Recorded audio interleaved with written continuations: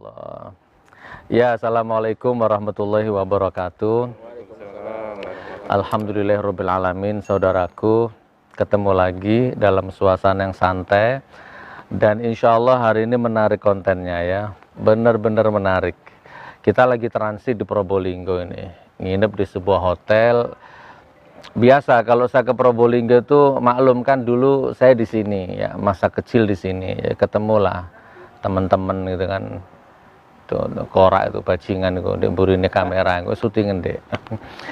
Saya kalau kesini ketemu sama teman-teman lama waktu jual-jual apa dulu itu.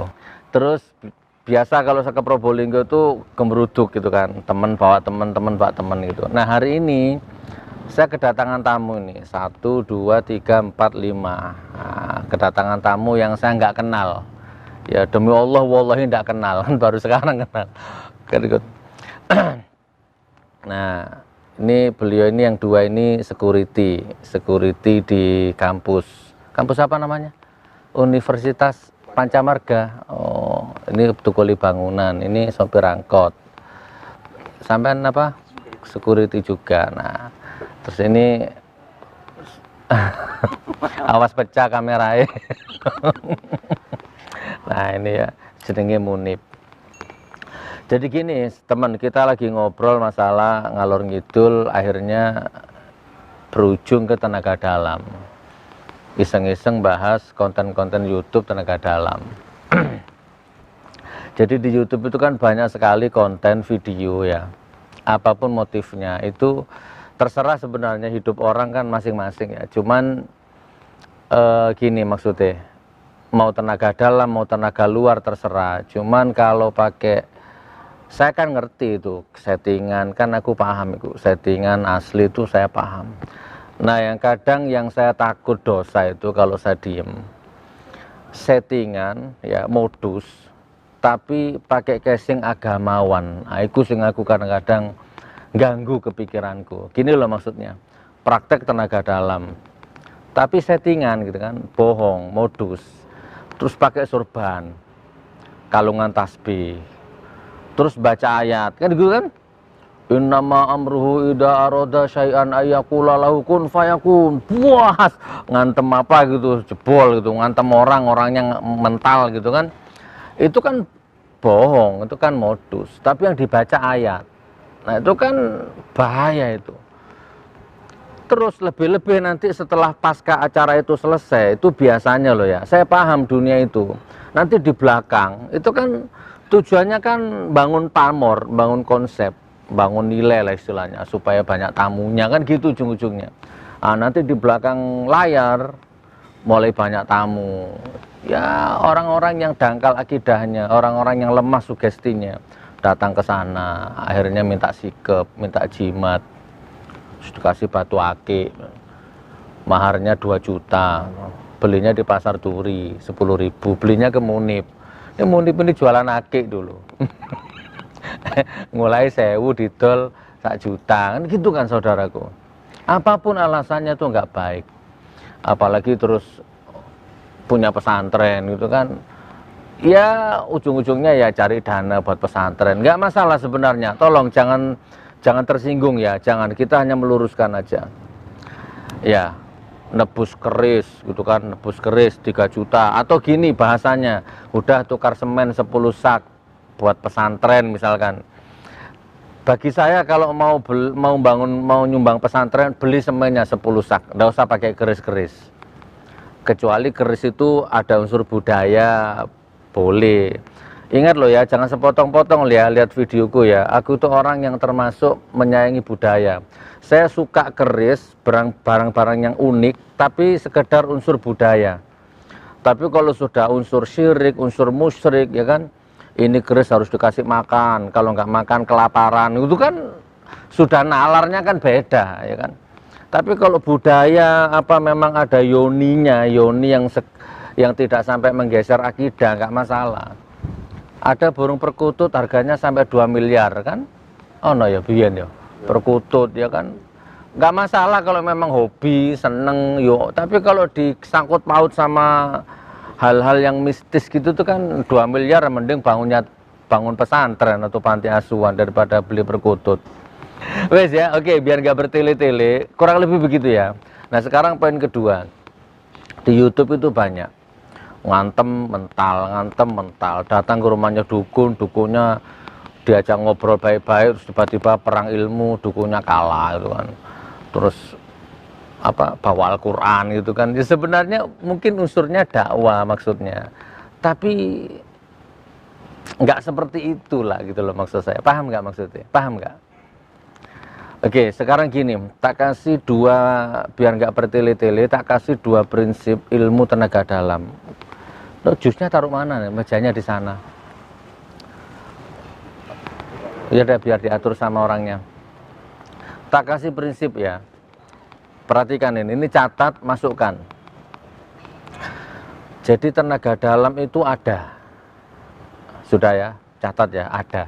Di Pagar Nusa itu ada tenaga dalam ya. Di apa lagi? Perguruan silat-silat itu apa lagi? Perisai diri ya. Perisai diri, terate, apa membangil itu apa? Tapak suci, karate. Itu semua ada, unsur-unsur tenaga dalamnya itu ada. Cuman kalau yang di YouTube itu rata-rata modus. Nah gini maksudnya. Jadi kalau misalkan mukul mental itu ada. Kalau benar-benar yang mukul itu dalam suasana dirinya dikuasai energi emosi, energi amarah. Jadi kalau tenaga dalam itu rumusnya energi, teman. Kalau nggak ada energi nggak bisa. Maksudnya gini loh, kan ada ngomong baik-baik terus tiba-tiba disuruh mukul dalam kondisi sadar ya. Disuruh mukul tiba-tiba nggak kena gitu kan. Atau tiba-tiba gini terus kaku gini. Kaku. Demi Allah, wallah itu bohong. Itu modus. Mau dia pakai sorban, mau dia pakai seragam tentara, mau dia pakai seragam polisi, pakai seragam ustadz, gus, bohong. Wa qul ja'al haq wa zahaqal batilinal batila kana zahuqa. Nggak ada orang sadar mukul itu, nggak ada. Yang ada itu emosi dulu ya, baru bisa. Jadi kalau ada Pagar Nusa itu dulu pernah demo, apa itu Pak, beton ya, beton atau besi dipukul, itu kan patah.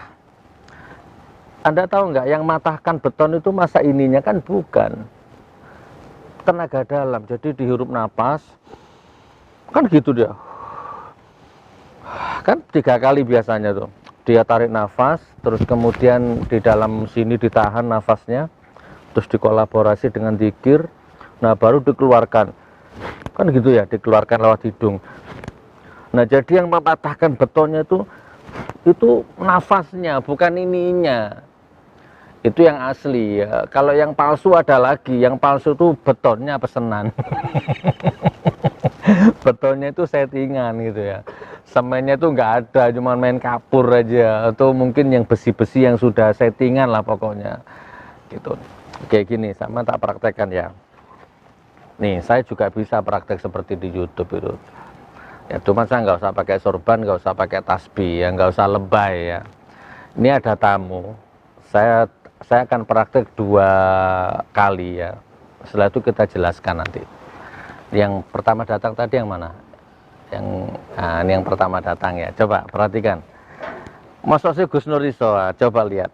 Coba Mas praktek Mas ini Mas. Kalau cuman praktek ya, perhatikan kameranya di situ biar enggak silo, enggak flashback. Satu-satu ya. Oke. Sudah? Oke ya. Sama siapa namanya? Relax, santai ya. Ini berapa? Ini? Ini? 5. Sadar. Namanya Herman. Saya akan menyalurkan tenaga dalam nih. Tak bentengi diri saya.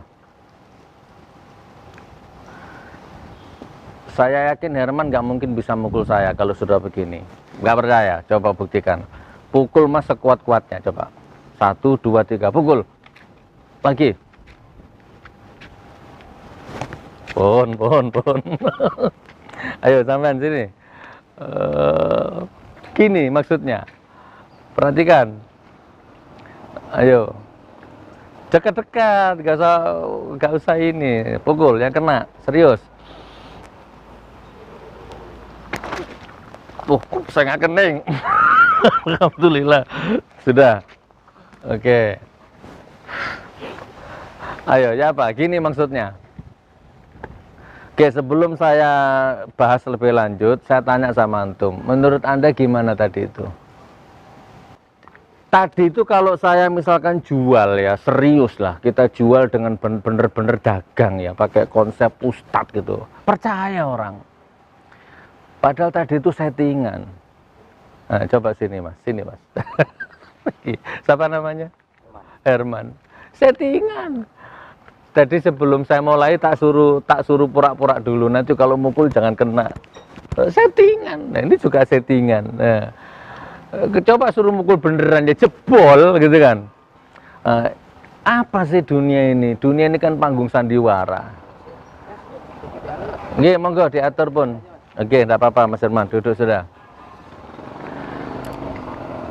Ini kosong Mas. Ya udah di situ pun. Oke, poin pertama, nggak ada dalam kondisi sadar terus mukul nggak kena itu, nggak ada teman. Itu rumusnya, simpan dulu di pikiranmu, simpan. Kalau mau tak sadarkan, kalau nggak mau terserah. Mau pakai baju polisi, mau pakai baju tentara, mau pakai baju ulama, mau pakai baju sorban kalung 7 sampai sorban ngerangkep ke tanah. Kalau dalam kondisi sadar, mukul nggak kena, itu bohong. Nggak percaya, panggil saya mukul nanti. Ada? Ayo panggil saya. Kalau ada orang praktek seperti itu, panggil saya mukul nanti. Kalau dalam kondisi sadar. Tapi kalau dalam kondisi emosi, baru berfungsi itu energi tenaga dalam itu. Oke, sekarang saya akan praktek yang asli. Kalau tadi itu settingan, sekarang yang asli. Nah, kalau yang asli saya minta tolong Bapak yang sudah dewasa. Di mana tekannya? Atau satu-satu aja ya, kayak satu-satu ya. Oh ya, satu-satu. Nah, nih.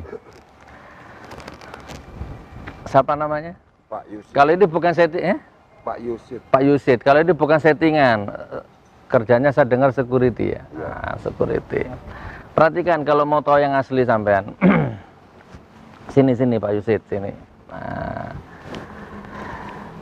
tak suruh serang saya.